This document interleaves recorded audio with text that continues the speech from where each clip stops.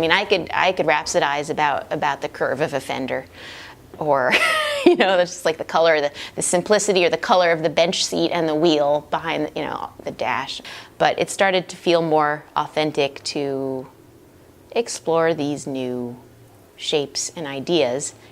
It did feel like an abstracted interpretation of what I had already been painting, and I had moved into it by, say, the backgrounds of, like, I have a painting of a, you know, an Edsel, which is like this long, you know, it's so long that I had to make the canvas extra long to accommodate this beautiful turquoise car, you know, and I, you know, and that becomes a bunch of shapes too. And when you zoom in on an ice cream sign, and it becomes all these curves and shapes and lines and colors.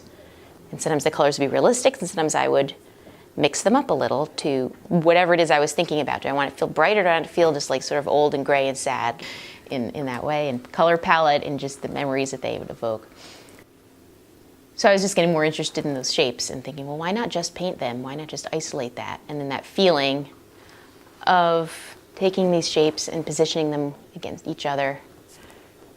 They're like stones. They evoke some kind of natural form for most people. So they would feel calm, but they would feel a little bit off-center, perhaps. A little tension on the verge of falling over. But I don't have to say it, you just respond to it in whatever way that feels right, and it doesn't really matter. And the way colors will recede or come forward depending on what they're placed next to. And that was fun too, and I realized this is a whole new visual vocabulary. New, yes and no. I've been thinking about it for a long time, but I'm letting it shine forward now. And it's a beautiful white space, and I had the opportunity to create some bigger pieces and to see them on this wall alongside other work of my own and alongside somebody else's work that I immediately could see the connection and why our pieces had been brought together. It was fascinating. And I had been thinking about cutting pieces of wood to come off the wall in sort of a space between 2D and 3D.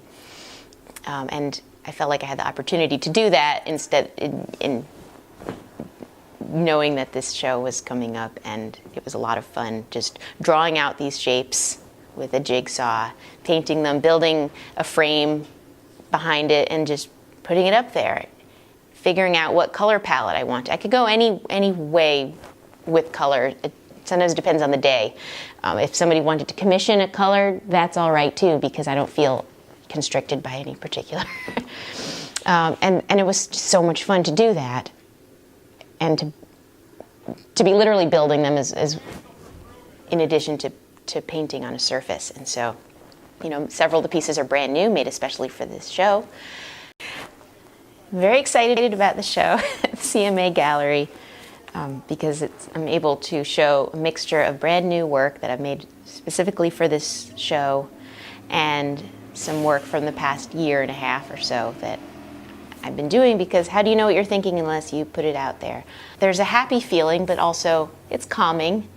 It's, you know, in the textures of Sienna's work, it kind of draws you in that way. You feel kind of cradled a little bit, and so you feel like you're brought in and you're drawn out at the same time. And depending on who you are and what gets you going, different colors make you feel different things. And I like that.